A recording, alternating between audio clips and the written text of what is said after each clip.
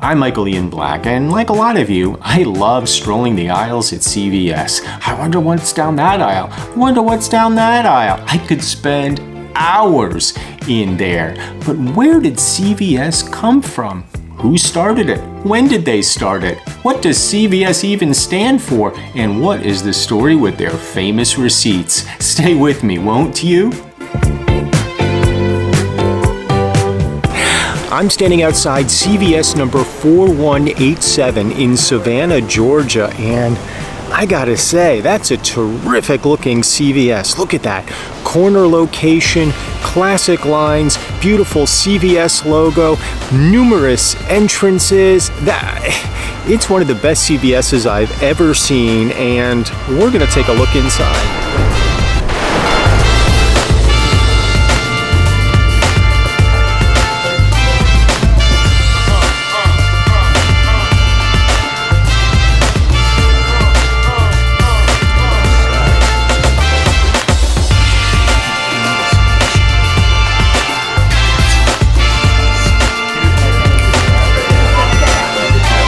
Welcome. Please select your language.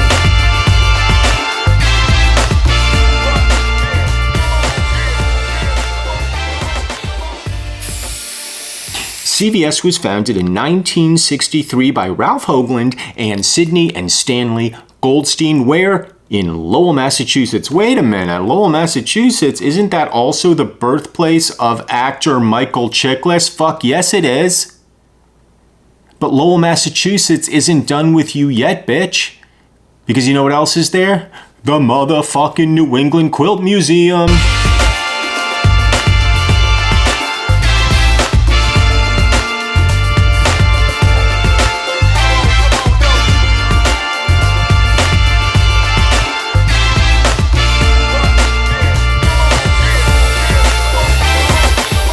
Originally, CVS wasn't even a pharmacy. They just sold health and beauty stuff, which is crazy when you think about it, because in 1963, Quaaludes were legal. So think about all the money they left on the table just from ludes. But don't worry, they more than made up for it in the 2000s with opioids.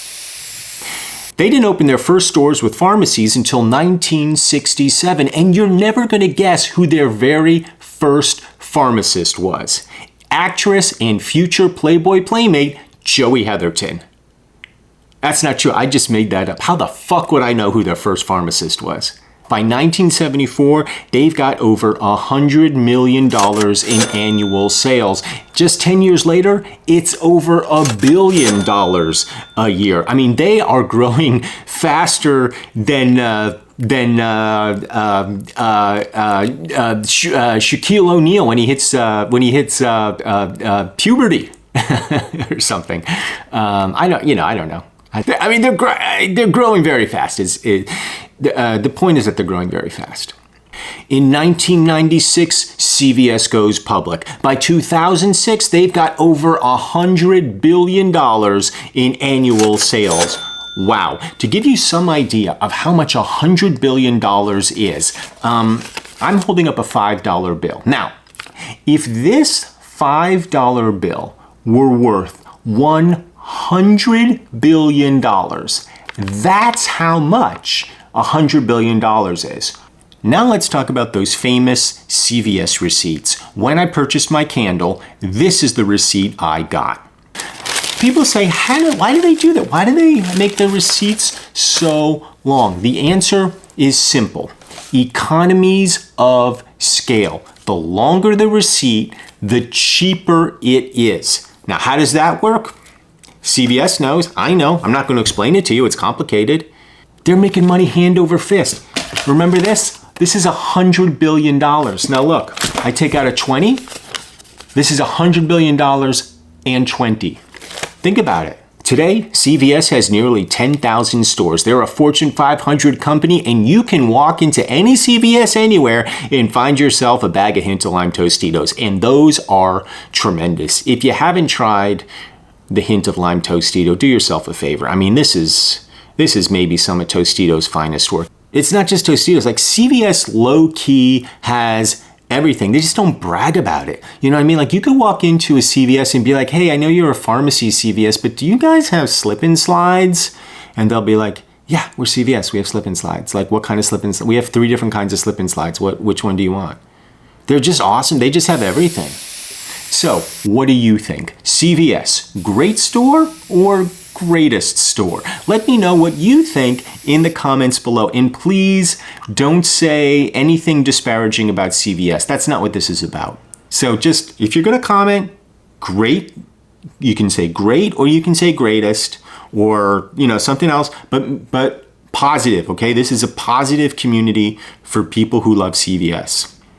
You want to shit on Walgreens? By all means, you can shit on Walgreens here. You want to shit on Walgreens? Shit on Walgreens. Like, I'm not trying to be a dick about it. But don't come onto my page, bro, and shit all over CVS. Okay? That's not what we're doing here today. What we're doing is we're having fun. We're talking about CVS. We're having fun with the receipts. I mean, this is fun. Look at this. Look at the size of this. Look at the size of this receipt. That's not fun? That's not fun. No, that's fun. This is like getting tickets at Chuck E. Cheese, but for people with arthritis, okay? That's fun. And now, a candle review.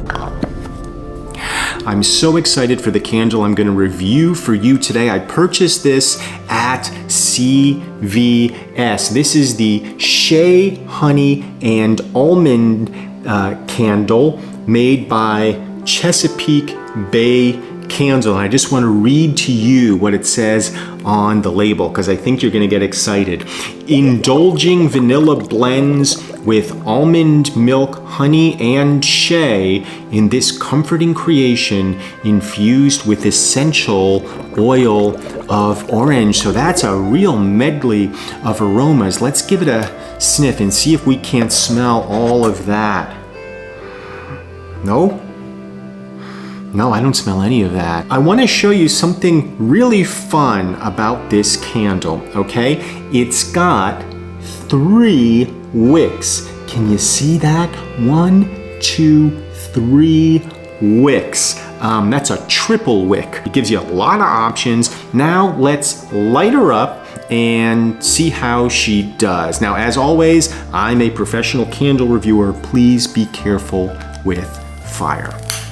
Okay, I've got my torch lit. I'm going to apply it to the wicks.